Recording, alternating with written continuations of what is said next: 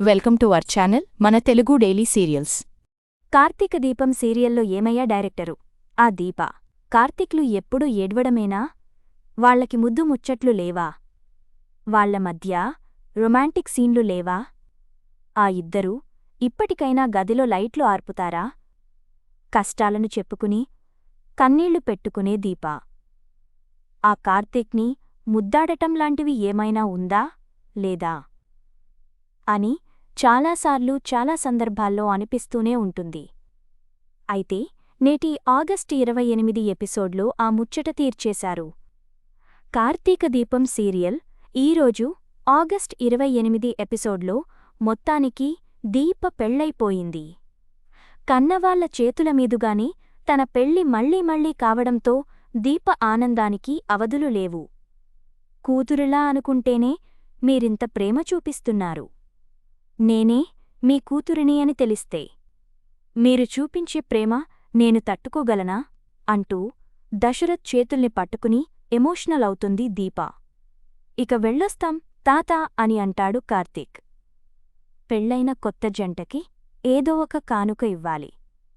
ఈ క్షణం మీకు ఇవ్వడానికి నా దగ్గర ఏమీ లేదు అని అంటాడు శివన్నారాయణ.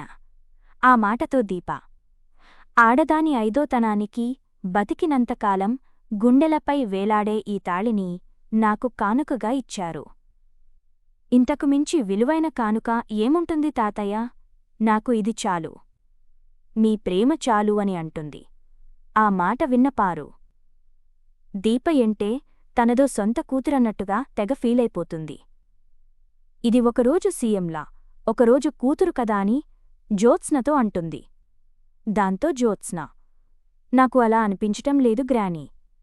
దీపకి నిజం తెలిసినట్టే ఉంది. గ్రానీ కొడుకు ద్వారా కాకుండా వేరే విధంగా దీపకి నిజం తెలిసే అవకాశం ఉందా? ప్రతిసారీ ఇది సమాధానం దొరకని ప్రశ్నగానే మిగిలిపోతుంది అని అనుకుంటుంది. సర్లే ఇక బయల్దేరుదాం పదండి అని అంటాడు శ్రీధర్. అసలు విషయం చెప్పడం మర్చిపోయాను. రేపు మా ఇంట్లో సత్యనారాయణ వ్రతం. మీరంతా కుటుంబంతో సహా రావాలి అని అంటుంది కాంచన. తస్సదియ్యా ఈ పెళ్లి తంతుకి ఇంకా విరామం ప్రకటించలేదన్నమాట అనేట్టుగానే ఉంటుంది ఈ సీన్. ఇక కాంచన అడిగితే దశరథ్ కాదంటాడా? వచ్చేస్తాం అని అంటాడు. నానా మీరంతా తప్పకుండా రావాలి అని సుమిత్రకి మరీ చెప్తుంది కాంచన. అనంతరం పెళ్లి ఇంటినుంచి ఉండే ఇంటికి బయల్దేరతారు కొత్త జంట దీప, కార్తీక్లు. ఇక తమ్ముడు ఫోటో దగ్గర దీపం పెట్టిన అనసూయ. తమ్ముడు, ఈరోజు నీ కూతురు పెళ్లి నువ్వు చూసే ఉంటావ్. అది మామూలు వైభోగం కాదురా. నీ పెంపకం చాలా గొప్పదిరా తమ్ముడు. లేకపోతే నువ్వు కన్నతండ్రివి కాదని తెలిసినా కూడా నీపై అంత ప్రేమ ఏంట్రా నీ కూతురికి? మనం పెట్టినవి దేవుడు తినడు, కాని నైవేద్యం పెడతాం.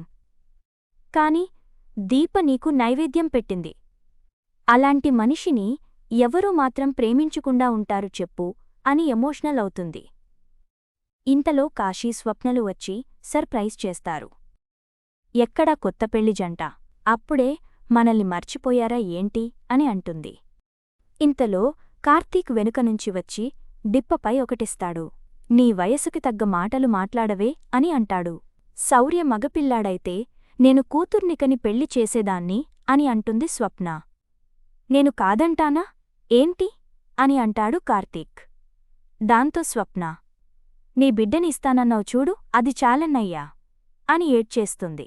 ఏడ్వడానికి వచ్చావా అని కార్తీక్ అనడంతో కంగ్రాట్స్ చెప్పడానికి వచ్చాం అంటూ కేక్ తీసి చూపిస్తారు. హాయ్ కేక్ నాకోసమేనా అని శౌర్య అనడంతో నీకోసం కాదు, మా అన్న వదినల కోసం అని అంటుంది. ఆ కేక్ పై అన్నయ్య ప్రేమలో వదిన అని రాయిస్తారు. దాసుమామయ్యని కూడా తీసుకుని రావాల్సింది అని కార్తీక్ అంటే తెలిసే అన్నీ అడుగుతావ్ ఏంటి బావా అని అంటాడు కాశీ. సరే హ్యాపీ మూమెంట్లో అవన్నీ ఎందుకు కాని ముందు కేక్ కట్ చేయండి అని అంటుంది స్వప్న. ఇంటికి దీపం ఇల్లాలు. ఈ దీపాలు దీపచేత్తో వెలిగిస్తేనే మంచిది. వెలిగించు దీపా అని అంటాడు కార్తీక్. ఆ తరువాత ఇద్దరూ కలిసి వెలిగించిన ఆ కేక్ కట్ చేస్తారు. ఆ తరువాత స్వప్న బలవంతంపై ఒకరికొకరు కేక్ తినిపించుకుంటారు. దీప, మీ ఆయనకి తినిపించు అని అనసూయ. దీపకి పెట్టరా అని కాంచన. మొత్తానికి ఒకరికొకరు తినిపించుకుంటారు. తిను మరదలా అంటూ కొసరికొసరి దీపకి కేక్ తినిపిస్తాడు. ఇక రాత్రి అయ్యేసరికి పెళ్లితంతుని గుర్తు చేసుకున్న దీప కార్తీక్ వేసుకున్న పెళ్లి బట్టల్ని ముద్దాడుతుంది. దాన్ని వెనుక నుంచి చూసిన కార్తీక్, ఆపాటి అదృష్టాన్ని నేను చేసుకోలేదా అని అంటాడు. ఇండైరెక్ట్గా ముద్దు పెట్టమని అడుగుతాడు. దాంతో సిగ్గుపడిపోయిన దీప పెదవుల్ని వణికిస్తుంది. వేసుకున్న షర్ట్కే ముద్దు పెడితే అది వేసుకున్న మనిషికి ఇంకెన్ని ముద్దులు పెట్టాలి అని అడుగుతాడు కొంటె కార్తీక్. నేనే మీ సొంతమైనప్పుడు ఇవ్వడానికైనా తీసుకోవడానికైనా నీది కానిది నా దగ్గర ఏముంది బావా, తీసేసుకో అని గ్రీన్ సిగ్నల్ ఇచ్చేస్తుంది దీప. దాంతో కార్తీక్ మొహంపై చిరునవ్వు వెలిగిపోతుంది. మెల్లగా అడుగులు దీపవైపు పడతాయి. దీప కళ్ళల్లో కళ్ళు పెట్టి చూస్తుంటాడు. భార్య భర్తని ఎప్పుడు గొప్పగా చూస్తుందో తెలుసా? మాటిచ్చి దాన్ని నిలబెట్టుకున్నప్పుడు. నా పెళ్లి విషయంలో అదే చేసి చూపించావు బావా. కాని పెళ్లిని ఆపడానికి చాలామంది చాలా విధాలుగా ప్రయత్నాలు చేశారు. తాళి కనిపించకుండా చేశారు. జ్యోత్స్న తీయలేదు, పారిజాతం తీయలేదు. మరి ఆ తాళి ఎవరు తీశారు బావా? అది రహస్యంగానే మిగిలిపోయింది అని అంటుంది దీప.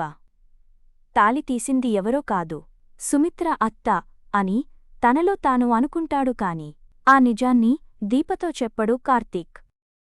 అది ఎప్పటికీ రహస్యంగానే ఉండాలి దీపా. నీ తల్లే నీ పెళ్లిని ఆపడానికి ప్రయత్నించిందంటే నువ్వు తట్టుకోలేవ్ దీపా అని నిజాన్ని తనలోనే దాచేసుకుంటాడు కార్తీక్. నీకు ఎవరిపైనా అనుమానం లేదా బావా అని దీప అంటే, జరిగిన దానివల్ల నష్టం జరిగితే అప్పుడు బాధపడాలి. మనకి మంచే జరిగింది కదా. మా అమ్మమ్మ మెడలో తాళి ఆశీర్వాదంగా నా భార్య మెడలోకి వచ్చిందంటే తాళిపోవడం మంచిదా చెడ్డదా అని అంటాడు కార్తీక్. పెళ్లి జరిగిపోయింది కాబట్టి ఇలా మాట్లాడుతున్నావ్.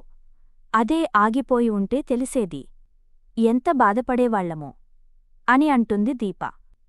సుమిత్ర అత్త పెళ్లి ఆపడానికి తాళి తీసిందని ఎప్పటికైనా తెలుస్తుంది దీప.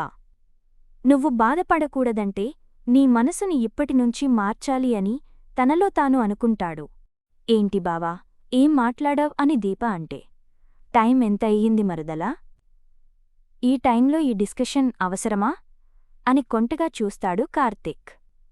దాంతో దీపకి విషయం అర్థమయ్యి సిగ్గుతో తలదించుకుంటుంది. సరే అన్నట్టుగా. ఇంతకీ శౌర్య ఎక్కడా? శౌర్య వాళ్ళ నానమ్మ దగ్గర పడుకుంది అని సిగ్నల్ ఇస్తుంది దీప. సరే పడుకుందాం పదా అని కార్తీక్ అంటే, దానికంటే ముందు మీరో పని చేయాలి, నన్ను దీవించండి అంటూ కార్తీక్ కాళ్ళు మొక్కుతుంది దీప. ముద్దు పెట్టవే మరదలు పిల్లా అంటే కాళ్ళకి మొక్కుతావేంటి అని అంటాడు కార్తీక్. ముందు నన్ను దీవిస్తావా లేదా అని దీప బుంగమూతి పెట్టడంతో దీర్ఘసుమంగళీ భవా అని దీవించేస్తాడు కార్తీక్. ఎంత దీవించినా సరిపోలేదు అని అంటుంది దీప. దాంతో ఏమని దీవించాలి అని అడుగుతాడు కార్తీక్. పడకగదిని రచ్చబండ చేయకుండా సముద్రంలో నదిలా కలిసిపోతావో నీ ఇష్టం అంటూ దాంపత్య జీవితం గురించి సందేశమిస్తాడు కార్తీక్. దాంతో మురిసిపోయిన దీప, ఏం దీవించావు బావా అంటూ కార్తీక్కి గట్టిగా ముద్దు పెట్టేస్తుంది. దెబ్బకి షాకైపోతాడు కార్తీక్. చిన్ని ఆశలు నాలో రేగెనే, ఏం చెయ్యను అంటూ సాంగ్ వేసుకుంటాడు కార్తీక్. ఈసారి ముద్దు పెట్టింది షర్ట్కి కాదు, అది వేసుకున్న మనిషికే అంటూ సిగ్గుపడిపోతుంది దీప. నువ్వు సిగ్గుపడితే గుప్పెడు మల్లెపూలు గుండెలపై జల్లుకున్నట్టే ఉంది అని అంటాడు కార్తీక్. ఆ తరువాత ఇద్దరూ ఒకరి కళ్లల్లోకి ఒకరు చూసుకుని లైట్లు ఆర్పేస్తారు. మ్యాటర్ ఏమైయుంటుందో చూసేవాళ్ల ఊహకే వదిలేశారండోయ్. సీన్ కట్ చేస్తే సుమిత్ర జ్యోకి దృష్టి తీస్తుంది. కోట్ల ఆస్తికి ఒకే ఒక వారసురాలు అని అందరూ దీనికి దృష్టి పెట్టడమే. ఆ అందరి దృష్టి తగిలి దీనికి ఇంతవరకు ఏ శుభకార్యం జరగకుండా పోయింది అని పారు అంటుంది. ఈ ఇంట్లో దీప, కార్తీకల పెళ్లి జరగటం వల్ల గురుగారు చెప్పిన అరిష్టం పోయినటే కదా పిన్ని అని దశరథ్ అంటాడు.